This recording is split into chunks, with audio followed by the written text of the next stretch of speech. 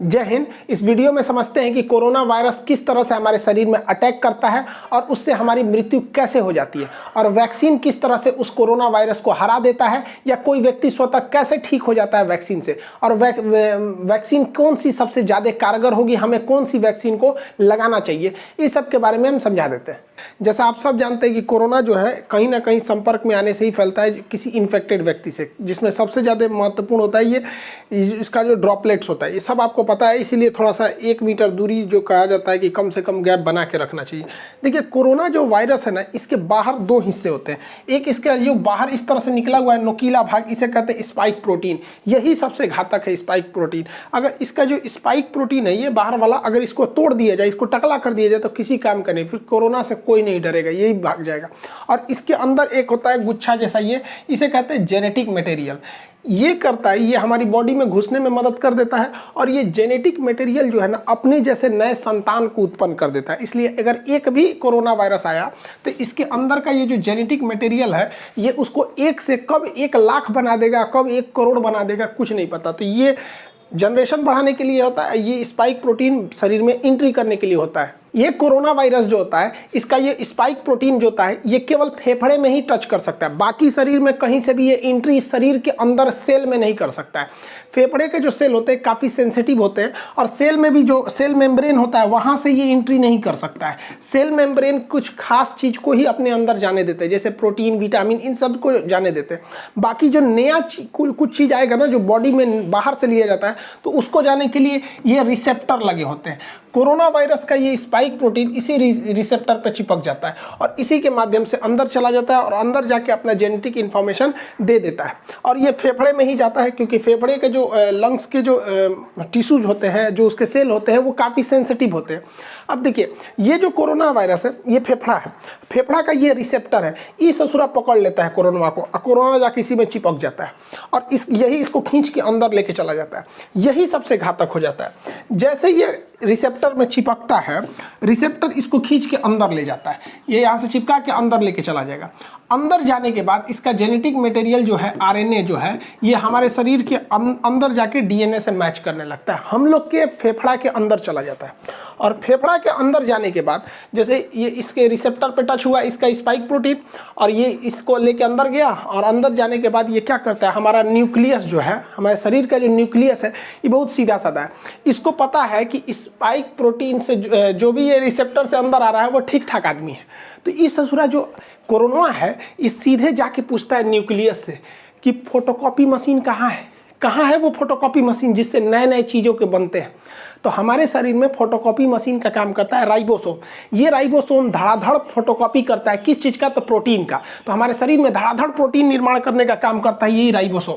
अब देखिए, photocopy machine की एक खराबी है, इस पर कौन सा पेपर रखे हैं, ये उसी का कॉपी करेगा, इसको नहीं पता कि कॉपी क्या हो रहा है।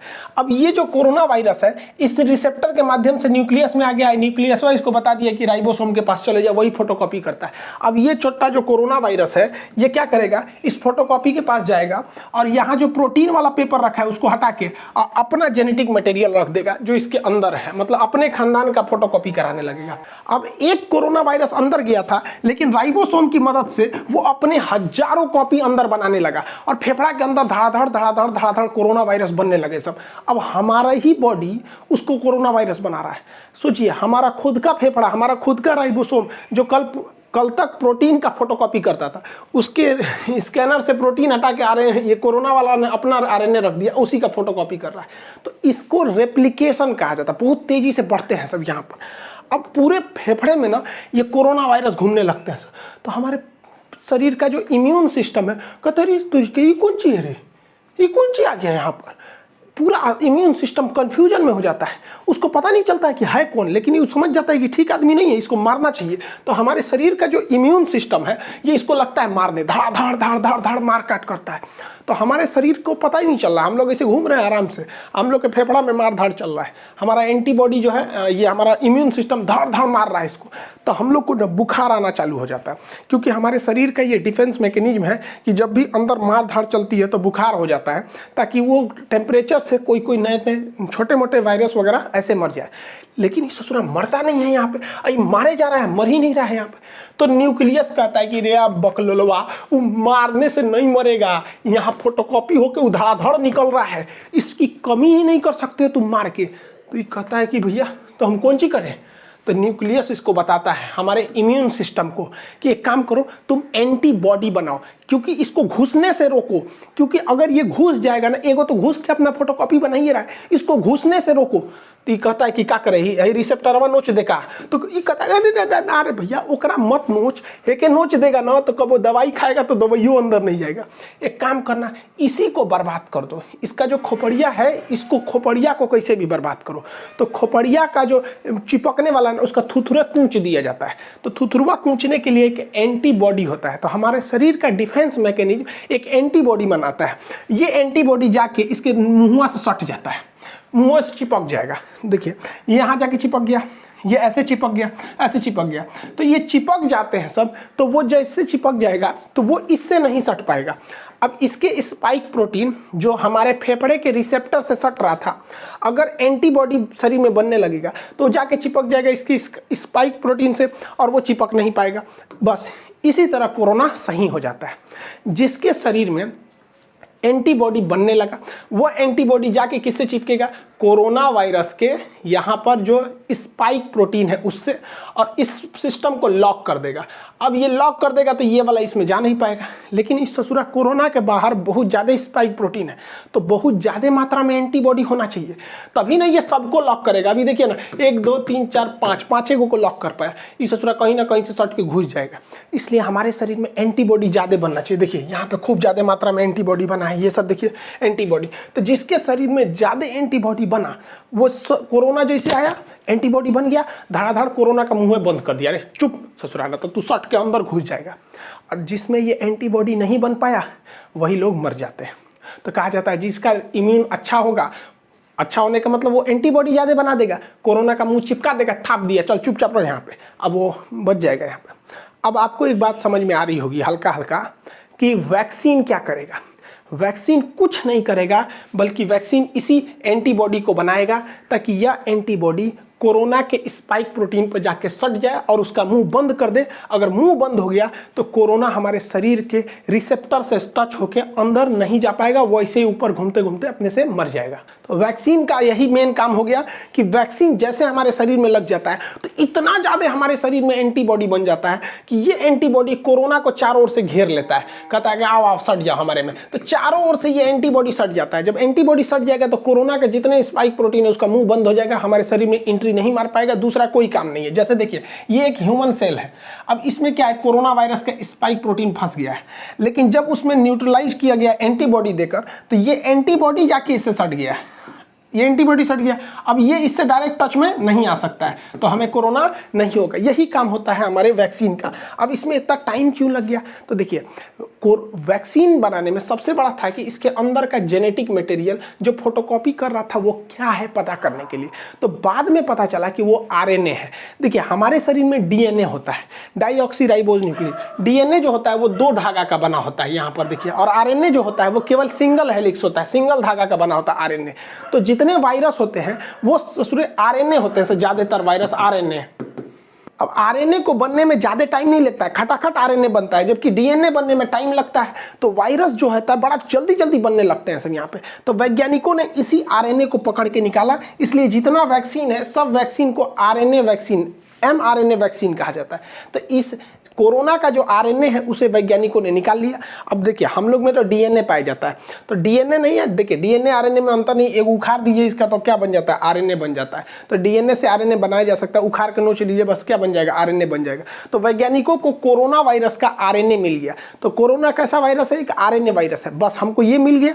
अब वैज्ञानिकों ने क्या किया, इस आरएनए वायरस को केमिकल से कमजोर करके इसका नकल कर लिया, और इसे नकल करके जैसा इसके अंदर आरएनए था वैसे ही आरएनए को इंजेक्शन से हमारे बॉडी के अंदर भर दिया। और जैसे बॉडी के अंदर भरा तो बॉडी के अंदर क्या पहुंच गए सब, ये कोरोना वायरस। बट ये ओरिजिनल तो है नहीं, ये तो लैब में इन्होंने आरएनए से बनाया है, ओरिजिनल नहीं है। अब बताइए, ये ओरिजिनल नहीं है लेकिन दिखने में तो उसी के जैसा है, और जब दिखने में वैसा ही है तो शरीर के अंदर जाएगा तो शरीर के अंदर से एंटीबॉडी बनने लगेंगी ज़्यादा ज़्यादा, और इन दवाओं में एंटीबॉडी को बढ़ाने के लिए केमिकल मिला दिया जाता है, तो ज़्यादा से ज़्यादा एंटीबॉडी बनने लगेगी। तो जब कभी हमें वैक्सीन लगा दिया जाता है तो यह वैक्सीन एंटीबॉडी का निर्माण बहुत जोर से करने लगती है और हमारे शरीर में खूब ज़्यादा एंटीबॉडी हो जाता है, जो कि नकली कोरोना वायरस को देखकर बना होता है। और इसी बीच में ना वो पूरे उस कोरोना वायरस को घेर लेते हैं, हमारे शरीर में पूरा का पूरा एंटीबॉडी हो गया। और जब कभी भी ओरिजिनल कोरोना आता है तो हमारे एंटीबॉडी घेर लेते हैं कोरोना का, चाचा आ गए, चाचा आ गए, चाचा को घेर लो, चाचा को घेर लो, पूरा घेर लेते हैं चाचा को, और चाचा का थूथूर चिपका देता है, लो चुपचाप सट गया यहाँ पे, तो सटा लेते हैं सब। अब कोरोना तो कुछ कर नहीं पाएगा क्योंकि वो डायरेक्ट सेल मेम्ब्रेन में नहीं घुस सकता है, क्योंकि सेल मेम्ब्रेन सेमी परमेबल होता है। बायोलॉजी के बैच में पढ़ा दिए थे, सेमी परमेबल का मतलब होता है अर्धपारगम, मतलब किसी खास चीज़ को जाने देगा और कुछ खास चीज़ को ही आने देगा, उस खास चीज़ में कोरोना शामिल नहीं है। इसलिए कोरोना जब भी जाएगा तो रिसेप्टर से जाएगा, और ये एंटीबॉडी जाके कोरोना के स्पाइक प्रोटीन का मुंह चिपका दिया, रिसेप्टर से सटेगा नहीं। यही एक सिंपल फंडा होता है वैक्सीन का, ये वैक्सीन यही काम करते हैं सब। अब दुनिया के कई तरह के वैक्सीन है, जिसमें फाइजर जो है वैक्सीन, इस ससुरा अमेरिका का है, इसको -70 डिग्री पे रखना है, ये भारत में पॉसिबल ही नहीं है। हालांकि इसके साइड इफेक्ट ज़्यादा देखे गए। रूस का स्पुतनिक वैक्सीन है, और यूएनओ ने बनाया है गरीब देशों के लिए, अफ्रीका के लिए, जिसमें भारत की भी योगदान है, नोवावैक्स ये वैक्सीन है। ऑक्सफोर्ड यूनिवर्सिटी और एस्ट्राजेनिका ने मिलकर जो वैक्सीन बनाया है उसे भारत में नाम दिया गया कोविशील्ड। ये वैक्सीन भारत में बनी नहीं है, इसका प्रोडक्शन होगा serum institute of India Pune में, जिसके सीईओ हैं आदार पूनावाला। तो ये वैक्सीन है, जितनी वैक्सीन है ये सारी की सारी वैक्सीनें mRNA पर डिपेंड है, यानी आरएनए वैक्सीन है। मतलब कोरोना का कॉपी करे हमारे बॉडी में घुसा दो, उसको देखा देखी जब वो बनने लगेंगे एंटीबॉडी, तो उस एंटीबॉडी की मात्रा बढ़ा दो, और जब ओरिजिनल कोरोना आएगा तो उसका थुथुर चाप देंगे सभी, सब इसी पर काम करता है। लेकिन भारत का वैक्सीन इस पर काम नहीं करता है। भारत का वैक्सीन जो है भारत बायोटेक ने बनाए से, भारत बायोटेक ने, इसका नाम है कोवैक्सीन। ये अलग ही कंसेप्ट है। कोवैक्सीन में क्या किया गया है कि कोरोना वायरस को ही कमजोर करके उसको थूर कूच के हमारे शरीर में भर दिया गया है। अब बताओ, उससे थोड़ा थुरा कूचा गया है, इसका जेनेटिक मटेरियल को खूब अच्छा से कूच काच दीजिए और कूच काच के हमारे शरीर में भर दीजिए, और शरीर में जैसे भरेंगे तो जाएगा अंदर, न्यूक्लियस से कहेगा हमारा फोटोकॉपी बनाओ, ये बेचारा अपने कूचा गया है, एक फोटोकॉपियो निकलेगा तो ऊंचाई निकलेगा, तो हमारे शरीर के एंटीबॉडी आके छाप लेगा सब, इसको कहेगा मारो मारो मारो मारो मारो। अब भाई हमारे एंटीबॉडी इस कमजोर कोरोना को खूब अच्छा से मार देगा। यही वजह है कि शुरुआत में जब वैक्सीन लिया जा रहा है ना, तो कुछ कुछ लोगों को हल्का फीवर आ जा रहा है, क्योंकि वो तो ओरिजिनल लड़ाई चालू है, लेकिन वैक्सीन के थ्रू बहुत ही कमजोर वायरस डाल दिया है भारत, बहु ओरिजिनल वायरस, लेकिन वो इतना कमजोर है कि वो उसका बच्चा भी कमजोर पैदा हो रहा है। तो हमारे शरीर का एंटीबॉडी उससे खेल खेल के सीख ले रहा है, और इसी बीच जब ओरिजिनल वायरस आ रहा है तो उसको भी मार के कूच दे रहे हैं। जा ससुरा, भारत वाला शुरू से जुगाड़ पर डिपेंड है। अब हैंड सैनिटाइजर क्या करता है, देखिए भाई सैनिटाइजर का काम क्या होता है। सैनिटाइजर जब हम मारते हैं ना, तो ये कोरोना वायरस का जो बाहरी खोल है ना, जिस खोल के ऊपर ये स्पाइक प्रोटीन है, तो ये जो होता है ये सैनिटाइजर इस स्पाइक प्रोटीन को कुछ नहीं करता है, बल्कि जिसके ऊपर इसका खोल है ना, ये खोपड़िए फाड़ देता है, उसको टकला कर देता है, इस तरह से खोखला करके टकला कर देगा, इसका पूरा का पूरा ऊपर का खोपड़िए झाड़ के टकला हो जाएगा। इस ससुरा सैनिटाइजरवा जो है ना, ये तो वैक्सीनवा का बाप है। वैक्सीनवा तो खाली उसका ठोड़वे बंद कर रहा था, ये मारा पूरा टकले कर देता है उसको, अब उसका पूरा आरएनए बाहर निकल जाता है, तो कोरोना रोने लगता है, ओ माय गॉड मेरा आरएनए चल गया, अब क्या करेंगे आप। तो आप कहेंगे कि सैनिटाइजर वे काहे नहीं पी लेते हैं लोग, सोचा सैनिटाइजरवा ज़्यादा पी लेंगे लोग ना तो फेफड़वा में, तो हम लोग के सोचा रिसेप्टरवा जो है ना फेफड़ा का, एकरो नोच देगा, बस दिक्कत हो जाएगा, हम लोग भी मर जाएंगे लोग यहाँ पे। इसलिए सैनिटाइजर जो है वो केवल बाहर के काम में आता है, वो कोरोना वायरस के बाहरी लेयर को फाड़ देता है। दुनिया में बहुत सारे वैक्सीन है, जिसमें एक ये जितने वैक्सीन है ये आरएनए वैक्सीन है सब, जबकि भारत का जो वैक्सीन है भारत बायोटेक द्वारा, ये तो ओरिजिनल वायरस का ही वैक्सीन है। अब इसमें से सबसे अच्छा कौन है, तो देखिए सारे वैक्सीन अच्छे हैं, डिपेंड करता है किसको कहाँ के ट्रायल पर किया गया है, किसी को अमेरिका में, किसी को इंडिया में, सारे के सारे वैक्सीन एक जैसे हैं, कोई खराब नहीं है। जैसे हम आपसे कहते हैं कि कौन सा साबुन नहाने के लिए अच्छा है, तो भैया आप लाइफ बॉय से नहाओ, चाहे डिटॉल से नहाओ, चाहे पियर से नहाओ, कोई फर्क नहीं पड़ता है, नहा के आप वैसे ही निकलेंगे। जैसे हमारे जैसे आप घड़ी साबुन से नहा लीजिए, कोई फर्क नहीं पड़ता। अब जैसे हम लोग हैं भैंस जैसे हम लोग का चमड़ा है तो उस पर लक्स वगैरह सुनता ही नहीं है, तो घड़ी साबुन ये सब से नहा लीजिए, कोई फर्क नहीं पड़ता, सब एक जैसा है, कोई दिक्कत नहीं आएगा। वैक्सीन जो है वो 60 से 90% तक ही वो कारगर है। लेकिन फ़ायदा क्या होगा? ऐसा नहीं है कि जिसे वैक्सीन लग गया उसे कोरोना नहीं होगा, होगा, उसको भी हो सकता है, बहुत कम चांस है। और अगर होगा भी ना तो वो घर पे ही ठीक हो जाएगा, मरेगा नहीं वो। सबसे बड़ा फ़ायदा यही है वैक्सीन का, उसे दोबारा कोरोना हो जाएगा बट मरेगा नहीं। तो इससे अच्छा क्या चाहिए? बीमारी हो जाए, खांसी सर्दी हो के ठीक हो जाए, मरिए जा रहा है सोचो, इसमें ना दिक्कत हो जाता है, डेथ नहीं होगा। कोरोना वैक्सीन की 2 डोजेज लगाई जाएंगी। एक डोज से दूसरे डोज के बीच में 28 से 42 दिन का गैप रखा जाएगा। एक डोज मान के चलिए आप 1 तारीख को ले लिए, तो फिर 28 से 40 दिन के बीच में कभी भी एक डोज ले लीजिए, ताकि आपके बॉडी में 2 बार कोरोना वायरस को इंजेक्ट कराया जा सके वैक्सीन के माध्यम से, जिससे कि आपकी एंटीबॉडी रेडी हो सके, लड़ने के लिए तैयार रह सके। अब देखिए, एक रिसर्च करना ये है कि ऐसा माना जा रहा है कि अगर किसी व्यक्ति को पहला डोज अगर फाइजर का लगा दिया जाए और दूसरा डोज कोविशील्ड का लगा दिया जाए तो ये ज़्यादा असरदार होगा। लेकिन अभी क्या हो रहा है कि पहला डोज जिस वैक्सीन का है दूसरा डोज भी उसी का है, लेकिन ऐसा वैज्ञानिकों का कहना है कि अलग अलग डोज दिया जाए। अब चूंकि भारत में 2 ही वैक्सीन है, एक कोविशील्ड है, एक कोवैक्सीन है, तो भारत सरकार को भी इस पर रिसर्च करना चाहिए कि पहला डोज देना चाहिए कोविशील्ड का, दूसरा कोवैक्सीन का ही दे दीजिए, ताकि ज़्यादा सूटेबल रहे, दोनों तरह से हम लोग उसमें वायरस से लड़ सके। यहाँ पर एक्सचेंज कर देना चाहिए। अब इसके साइड इफेक्ट को लेकर कुछ डर रहे हैं, देखिए इसका कोई साइड इफेक्ट नहीं है, 99% लोगों को कोई साइड इफेक्ट नहीं है। कुछ लोगों को हो रहा है हल्का बुखार, तो आपको बता ही दिए, क्योंकि जैसे वैक्सीन जाएगा मारधाड़ चालू होगा, हल्का बुखार होगा, पैरासीटामोल खा लीजिए, नॉर्मल 1 रुपये का कम बिफलान या फिर कालपोल वगैरह कुछ भी खा लीजिए, नॉर्मल सही हो जाएंगे। यहाँ पर इससे ज़्यादा कुछ नहीं होगा। थोड़ा बहुत आपको, कुछ लोग को सर दर्द की शिकायत मिली गई है, करोड़ों में 1-2 ठो को। अरे यार, तो जो सर दर्द और बुखार नहीं झेल सकता है ससुरा, तो नहीं तो तू जी कह रहा है ससुरा, ओकरा से डर रहा है। यहाँ पे कोरोना से नहीं डर रहा है, डर रहा है कि वैक्सीन लगाएंगे तो बुखार हो। अब कुछ लोग का इसी में अफवाह उड़ा दिया कि वैक्सीन लगाने से मर जाएगा। भाई देखो, किसी को कोरोना वायरस हो गया है, अब वो आज ही इन्फेक्टेड हुआ है तो उसको लक्षण तो आज नहीं दिखेगा, और आज ही अगर जाके वो वैक्सीन लगा ले और 1 हफ्ता बाद, वैक्सीन तुरंत तो काम नहीं करेगा 1 ही डोज पे, और 1 हफ्ता बाद वो कोरोना से मर जाएगा, तो लोग उसे ये नहीं कहेंगे कि कोरोना से मरा है, लोग अफवाह उड़ा देंगे, सोच रहा है कि वो वैक्सीने से मरा है। ऐसा कोई नहीं है। 1-2 साक्ष्य हैं, तो अब बताओ ना, 8 करोड़ लोग को वैक्सीन लगा है, उसमें 50-60 लोग की डेथ हो गई, तो इससे ज़्यादा खतरा तो हम लोग को सड़क पे चलने पे रहता है, वहाँ एक्सीडेंट की संभावना ज़्यादा है। तो वैक्सीन से कोई खतरा नहीं। आप अपने उम्र के दायरे में आइए, वैक्सीन लगाइए।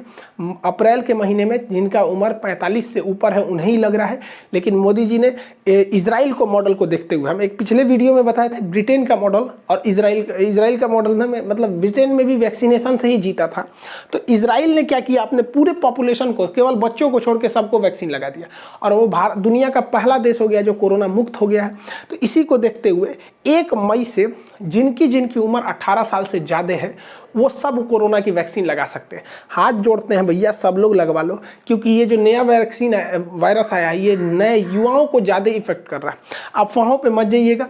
कुछ लोग का अफवाह ये है कि सरकार ना क्या कर रही है, गरीबों को मारने के लिए वैक्सीन दे रही है। अरे यार, तो कौन नशा करके रहता है, सब ये सब है नहीं। एक हमसे कह रहा है कि सरकार ये वैक्सीन लगाएंगे तो हमारा किडनी खराब हो जाएगा, कोई कह रहा है नपुंसक हो जाएंगे, कोनो कह रहा है 2 साल बाद मर जाएंगे। अरे यार, ऐसे लोग को पता नहीं कैसे सरकार झेलती है। ऐसे लोग को, सचरों को जेल में डाल देना चाहिए अफवाह फैलाने वालों को। कोई भी वैक्सीन से कोई दिक्कत नहीं होता है। मेरे पापा वैक्सीन लगाए, उनको शुगर है, उन्हें कोई प्रॉब्लम नहीं हुआ। मम्मी को इतना लोगों ने डरा दिया था, उनके रिलेटिव लोग इतना डरा दिए थे कि मम्मी कांप रही थी, ना बाबू हम वैक्सीन नहीं लगवाएंगे। हम कहे चलिए चुपचाप वैक्सीन लगाई। मम्मी को वैक्सीन लगे हुए आज 10-12 दिन हो गए, कोई दिक्कत नहीं है। अब वो सबको समझाती है, नहीं लगा लो लगा लो। और जो लोग मेरी मम्मी को डराते थे ना, अब मेरी मम्मी को देख के बाकी सब लोग लगा लिए यहाँ पे। तो आप लोग भी जागरूक होइए। ऐसे लोग जो हैं, जो जिंदगी में कुछ नहीं कर सके, वैक्सीन कहते हैं वैक्सीन मत लो। अजीब हाल है ससुरा सब यहाँ पे। एक मौलाना साहब हमसे आके कह रहे थे कि वैक्सीन सब गलत है यहाँ पे। हम कहा हाँ, आप वैक्सीन मत लीजिए, आप सिला जीत लीजिए, आपके लायक यही है। आई होप आप वैक्सीनेशन और इसके कैसे काम करता है इसको समझे होंगे। नेक्स्ट वीडियो में हम आपको CT वैल्यू समझा देंगे और पल्स ऑक्सीमीटर वगैरह ये सारी चीज़ों को, RT-PCR चेक कैसे होता है इसके बारे में बता देंगे। मिलेंगे नेक्स्ट क्लास में। जय हिंद।